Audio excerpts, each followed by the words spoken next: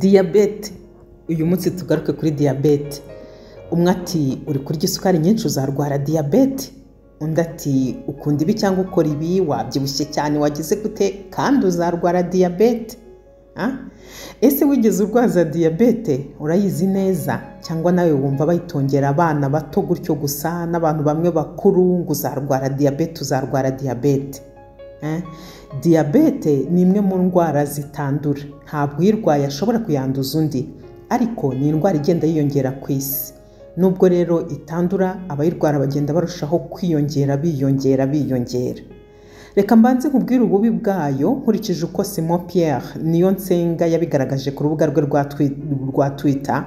Uyu nguyu ni Director for Diabetes, Renal, Respiratory and Other Metabolic Diseases Programs mu kigo cya RBC. Iyi titire yo kwisobanura mu Kinyarwanda byangora, reka tubifate gutyo. Ashinzwe ibya diabete muri RBC.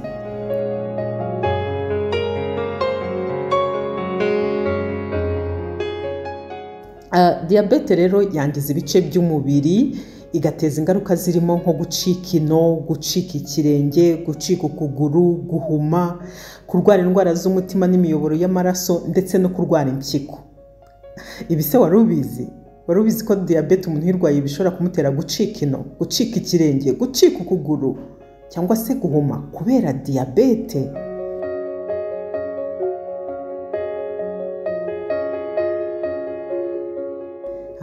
Nubwo atari yo ibahitana, ariko abarwayi ba diyabete benshi bahitanwa na za ndwara zakuririyeho kubera ko uyirwaye. Za ndwara z'umutima n'indwara zifata imitsi yo mu bwonko nka stroke. Donc izi ndwara kugira ngo umuntu ahitanwe nazo arwaye diyabete biroroshye cyane. Indwara ya diyabete idindiza iterambere ry'uyirwaye, iterambere ry'umuryango ndetse n'iterambere ry'igihugu muri rusange. Kandi birumvikana, iyo urwaye diyabete uhora wivuza igihe cyose kuko ni indwara idakira. Urumva rero uramutse ibaze, niba ujya kwa muganga gake gashoboka ariko ibaze ibihagendera. Ibaze rero uramutse ugomba kwivuza igihe cyose. Bityo ni ngombwa kwipimisha hakiri kare kugira ngo umenye uko uhagaze. Ibi bikaba bikorerwa ku kigo nderabuzima icyo ari cyo cyose kikwegereye aho waba uri hose mu Rwanda. Ntabwo bisaba kujya kuri za hospitals, ntabwo bisaba kujya muri za clinics zihambaye. Ku kigo nderabuzima icyo ari cyo cyose mu Rwanda, uramutse warwaye diyabete bahita babibona. Igihe usanze rero urwaye diyabete, ni ngombwa kubahiriza amabwiriza ya muganga. Ariko ushobora kwibaza uti ntarinze kujya kwa muganga, ibimenyetso by'ingenzi byagaragaza indwara ya diyabete ni ibihe?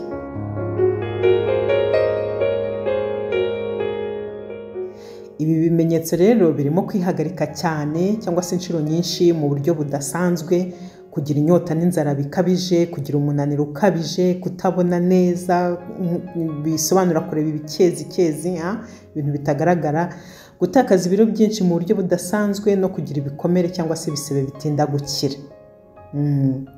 Diyabete rero benshi bakunze kwita indwara y'igisukari, ikaba ari urwo ruhurirane rw'ihungabana mu mubiri w'umuntu guturutse ku izamuka rikabije ry'ibipimo by'isukari mu maraso.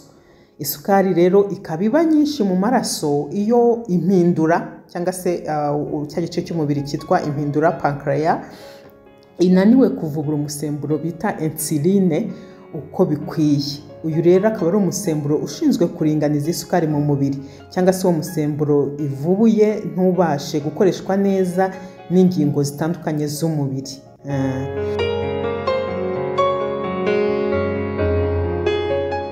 Hari amoko nk'atatu ya diyabete.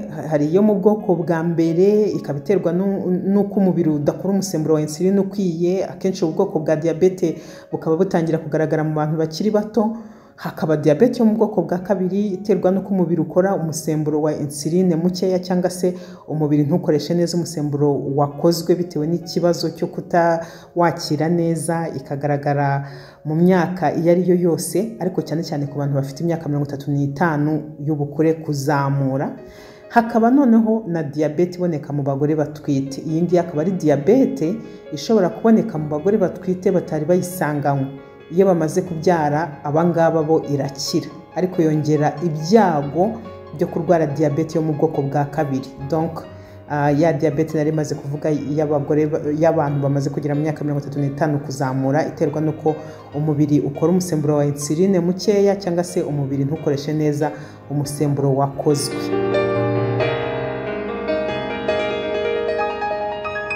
Ni ngombwa rero kumenya ko indwara ya diyabete iza buhoro buhoro, kuko mu ntangiriro igaragaza utumenyetso duke cyane ku buryo uyirwaye ashobora kumara imyaka myinshi ataramenya ko ayirwaye.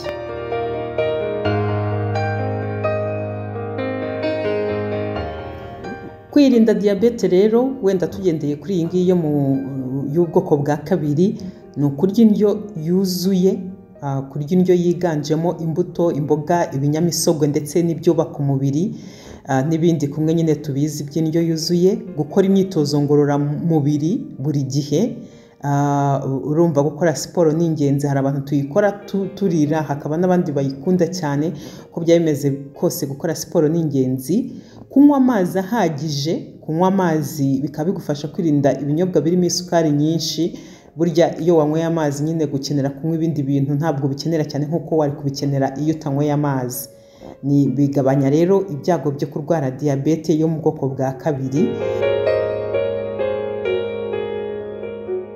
Gukora ku buryo utabyibuha cyane, donc ukirinda umubyibuho ukabije, kuko kugira umubyibuho ukabije cyane cyane mu rukenyerero cyangwa se ku nda byongera ibyago bikabije byo kurwara diyabete yo mu bwoko bwa kabiri. Kugabanya ibiro rero binyuze mu mirire myiza no gukora siporo bigabanya ibyo byago. Kutanywa itabi ni ibintu byiza mu kubungabunga ubuzima bwawe ngo utazarwara diyabete. Kugabanya ingano z'inzoga unywa ni ibintu by'ingenzi mu kubungabunga ubuzima kugira ngo utazarwara diyabete. Kwirinda kurya umunyu mwinshi ndetse no kuwongera mu byo urya, donc kurya umunyu mubisi ugafata ukaminjiramo ni ibintu by'ingenzi cyane. Nubwo umunyu utagira ingaruka ku isukari yo mu maraso, ariko ni ngombwa kugabanya ingano y'umunyu urya mu rwego rwo kwirinda kuzamuka k'umuvuduko w'amaraso. Ugasinzira bihagije. Gusinzira bihagije ni ibintu by'ingenzi cyane. Murabizi ko umuntu aba agomba gusinzira hagati y'amasaha 7 n'amasaha 9 buri joro, ariko kandi iyo ugerageje gukora ku buryo ari amasaha usinzira aba aramwe mu buryo buhoraho, nabyo biba byiza cyane.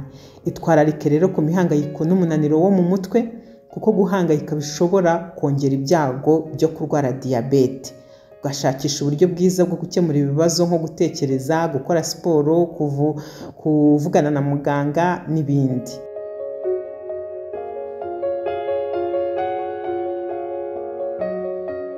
Hanyuma ukisuzumisha kare. Kwirinda diyabete n'izindi ndwara zitandura bisaba kwipimisha hakiri kare ukamenya uko uhagaze. Uko ziboneka hakiri kare ni nako zivurwa hakiri kare, kuko ibimenyetso byazo bikunze kugaragara bigeze ku kigero cy'uko izo ndwara zahitana uzifite. Kuzimenya rero hakiri kare nibyo bituma umenya n'uburyo uzitwaramo. Ndagushimiye cyane, reka nkubwire ngo komeza kugira ibihe byiza. Njye ndishangaze Emma-Claudine.